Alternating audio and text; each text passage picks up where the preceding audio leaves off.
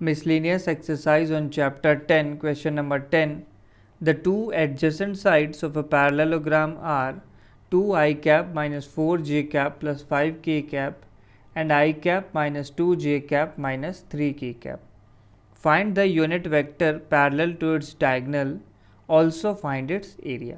तो पैरेललोग्राम की adjacent sides given है, तो पहले पैरेललोग्राम हमने ड्रॉ कर लिया। पहली side 2i minus 4j plus 5k है, तो इसे हम a वेक्टर डिफाइन कर लेते हैं। इसकी वैल्यू हो गई 2i cap minus 4j cap plus 5k cap.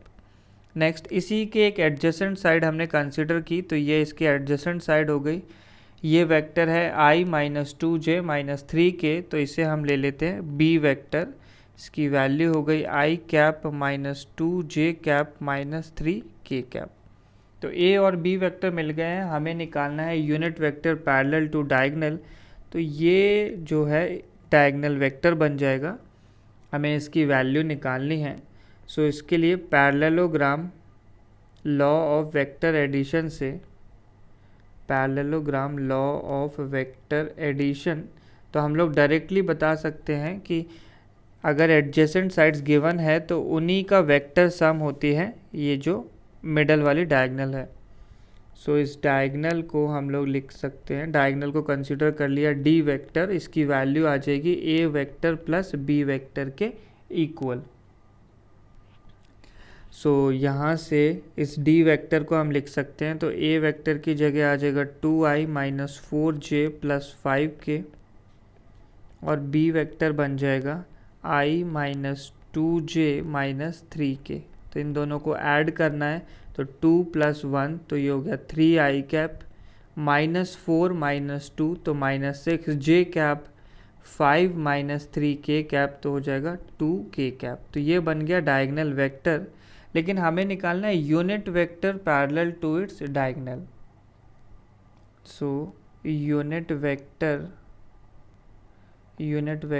Parallel to its diagonal, parallel to diagonal, तो ये डी वेक्टर का यूनिट वेक्टर, तो ये बन जाएगा डी कैप।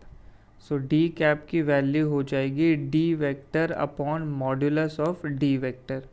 डी वेक्टर अभी अभी हमने निकाला है, ये है 3i minus 6j plus 2k upon इसी का मॉड्यूलस आ जाएगा, तो ये हो जाएगा root of 3 square plus minus 6 square plus 2 square. तो ये वैल्यू बन गई 3i cap minus 6j cap plus 2k cap upon root के अंदर बनता है 3 स्क्वायर 9 प्लस 6 स्क्वायर हो गया 36, तो ये हो गया 45 प्लस 4 इज 49 और रूट ऑफ 49 हो जाएगा 7।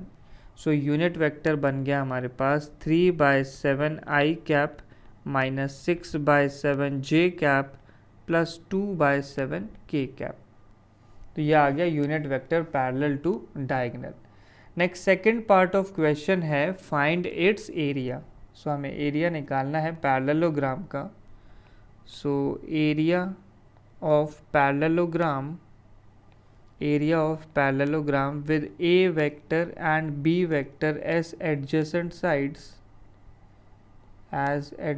साइड्स, तो इसका डायरेक्ट फॉर्मूला होता है कि एडजेसेंट साइड्स का क्रॉस करके उसका मॉडुलस लेना है।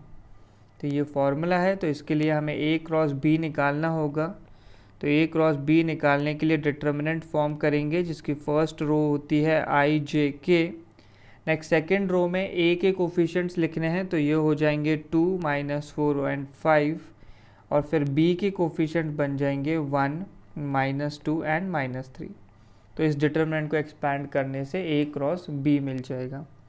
तो ये बनेगा i कैप इंटू, तो minus 4 into minus 3 12, minus 2 into 5 और एक माइनस पहले से रहेगा, तो ये वैल्यू हो जाएगी plus 10। Minus j cap into, तो 2 into minus 3 minus 6 minus of 1 into 5, तो आ गया minus 5 plus k cap into, तो 2 इंटू माइनस 2, ये हो गया minus of 4 minus of 1 into minus 4, तो ये वैल्यू हो जाएगी प्लस 4। तो ये बन गया 12 + 10 दैट इज़ 22 आई कैप, -6 -5 तो -11 और एक माइनस पहले से लगा है तो ये हो गया +11 जे कैप और के कैप के साथ 0 आ जाएगा। तो ये तो मिल गया ए क्रॉस बी वेक्टर्स, लेकिन हमें निकालना है modulus of a cross b. So area of parallelogram is equal to modulus of a cross b. तो ये बन गया रूट ऑफ, तो आई का कोफिशिएंट 22 तो 22 स्क्वायर प्लस 11 स्क्वायर, इसमें से 11 स्क्वायर हम बाहर ले सकते हैं तो 11 स्क्वायर रूट के बाहर आके हो जाएगा 11, रूट के अंदर आएगा 2 square plus 1 square, 2 square is 4 plus 1 5, तो आंसर आ गया 11 √5 और एरिया है इसलिए स्क्वायर यूनिट्स।